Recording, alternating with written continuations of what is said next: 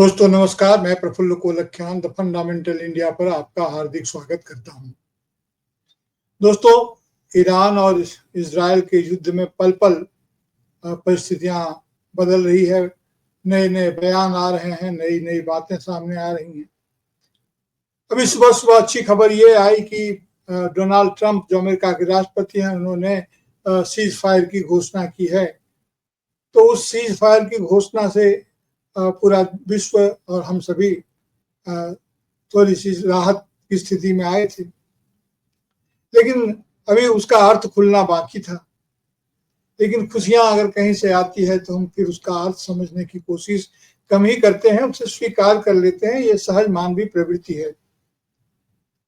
लेकिन बहुत जल्दी ही इस सीज फायर की घोषणा और उसके मर्म का भेद भी खुल गया। अब इस सीज फायर का क्या मतलब है, इसे समझने की कोशिश करते हैं।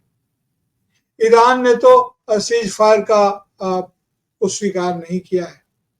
जाहिर है कि ईरान की संप्रभुता को रौंदने की कोशिश की गई थी और उसने बार बार कहा कि शुरू उन्होंने किया है तो युद्ध के समापन की घोषणा ईरान की तरफ से की जाएगी।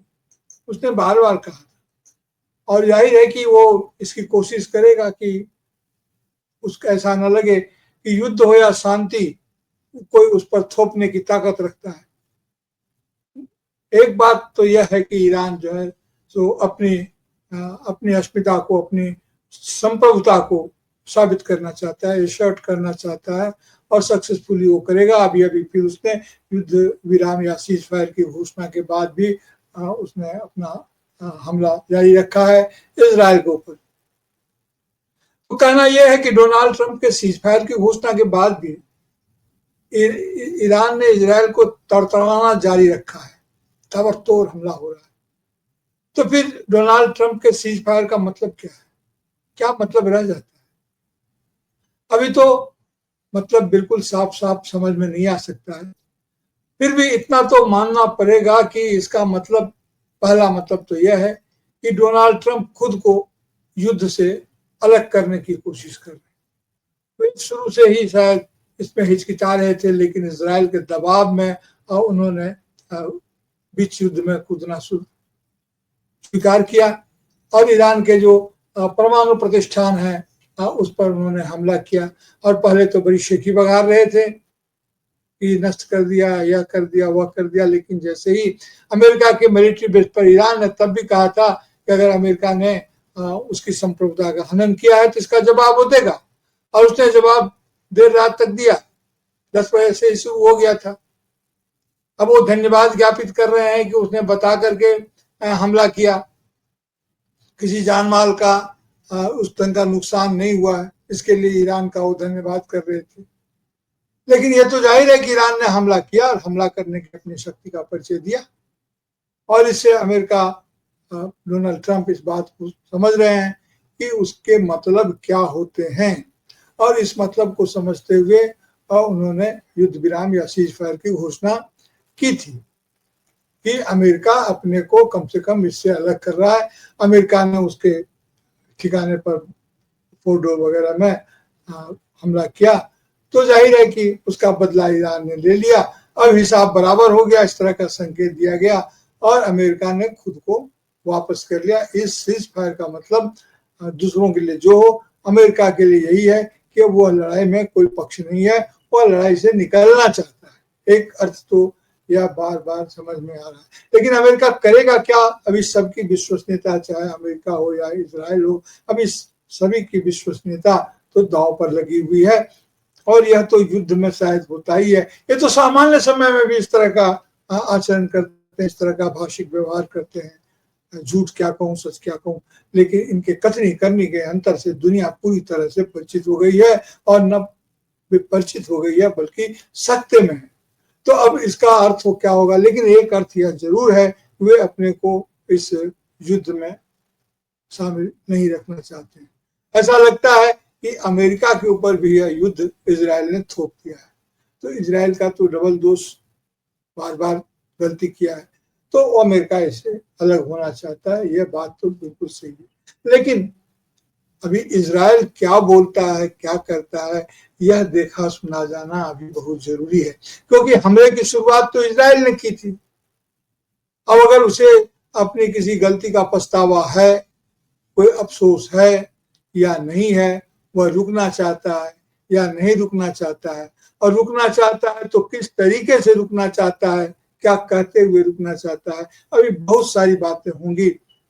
लेकिन इजराइल क्या कहता है, क्या सुनता है, क्या माने वो करता है, यह देखा सुना जाना अभी जरूरी है स्थिति को, और स्थिति के और अधिक साफ होने के लिए। तो विश्व युद्ध के विराम, युद्ध विराम और विश्व शांति की स्थिति में भी इस सीज फायर के अर्थ को बहुत दिनों तक लोगों को समझना होगा, क्योंकि ऐसी स्थिति है। और दूसरी बात यह भी साफ है इस सीज फायर की घोषणा से, जैसा जाहिर हो रहा है कि अगर शांति बहाल हो भी जाती है, युद्ध विराम हो भी जाता है, तो एक संकेत बिल्कुल साफ है कि विश्व वर्चस्व की शक्ति का स्वरूप बदल रहा है। पूरी दुनिया को मुट्ठी में कर लेने का जो संकल्प था, और जो महाप्रभु की जो दादागिरी थी, उसमें बदलाव तो हो रहा है। यानी कि विश्व वर्चस्व के शक्ति संतुलन में बदलाव हो रहा है। दुनिया के और अपने साथी देशों के साथ लेकर के अमेरिका ने जिस प्रकार की नीतियां बनाई थी पूरे विश्व के लिए, क्योंकि इस बार का यह युद्ध एशिया में है और एशिया के लोग अपने अलग ढंग से सोचेंगे। मध्य पूर्व मतलब एशिया का मध्य पूर्व, तो ये सभी जानते ही हैं। तो ये जो विश्व वर्चस्व का स्वरूप बदल रहा है, यानी कि विश्व संचालन की शक्ति के संतुलन में बदलाव के संकेत बिल्कुल साफ साफ पढ़े जा सकते हैं। तो ऐसी स्थिति में भारत की ही नहीं, दुनिया के देशों की, लगभग सभी देशों, जो भी देश दुनिया में महत्वपूर्ण हैं और जिनकी विदेश नीति महत्वपूर्ण है, उन तमाम देशों को अपनी विदेश नीति को फिर से समझना होगा, क्योंकि सभी की विदेश नीतियां नई चुनौती के सामने खड़ी हो गई है।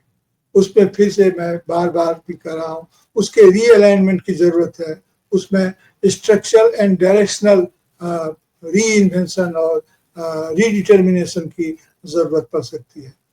तो कहने का मतलब यह है कि पल पल बदलते डायमेंशन और डायरेक्शन में अभी इंतजार करना तो ही उचित है, कि हमें इंतजार करना चाहिए कि आखिर इसका मतलब क्या होता है। क्योंकि अगर हम किसी जल्दबाजी में किसी निर्णय पर पहुंचेंगे तो फिर अगले ही क्षण स्थिति बदल जाती है, तो उसमें फिर सूचना का अर्थ बदल जाता है, उसकी डिकोडिंग बदल जाती है। लेकिन यह बात तो बिल्कुल साफ है और आईने की तरह साफ है कि विश्व शक्ति संतुलन में बदलाव के संकेत साफ साफ दिख रहे हैं। इसमें चीन और रूस की जबरदस्त भूमिका है, भारत की भूमिका भी जबरदस्त है। अभी भारत एक विश्व शक्ति के रूप में उसके उभरने का यह समय है, लेकिन ये तमाम बातें इस बात पर निर्भर करती है कि पूरा राष्ट्र एकजुट होकर के, निश्चलता पूर्वक एकजुट होकर के अपनी अंदरूनी समस्याओं को समझते हुए उसे संभालने के संकल्प के साथ किस प्रकार अपनी विदेश नीति को पुनर्परिभाषित करता है, क्या करने की दिशा में आगे बढ़ता है। और इस काम में गृह नीति में भी सुधार करने की जरूरत है, क्योंकि हमारी जो अब तक की नीति रही इधर, वो एक ही विदेशी नीति के मामले में हम फिट टू श्रिंक, यानी कि दुबके रहने की स्थिति में थे, और देशी मामलों में हम इन्फ्लेट टू फिट, हम अपने आप को इतना चौड़ा कर लेते थे ताकि घरेलू मामले में जो हमारे पास जो राष्ट्रीय शक्ति हासिल है उसमें अपने आप को फिट करके राष्ट्र और व्यक्ति एकम एक होने की कोशिश करते थे। इन दोनों ही नीतियों में एक पुनर्निरीक्षण की जरूरत है। तो ऐसी स्थिति में हमें फिर से देखना होगा कि हमारे अपने राष्ट्रीय हित किस में है।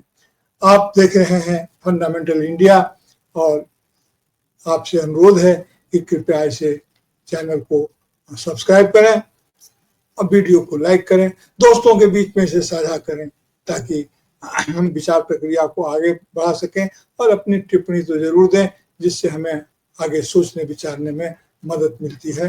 तो फिलहाल तो आपका बहुत बहुत नमस्कार, अभी तो इतना ही।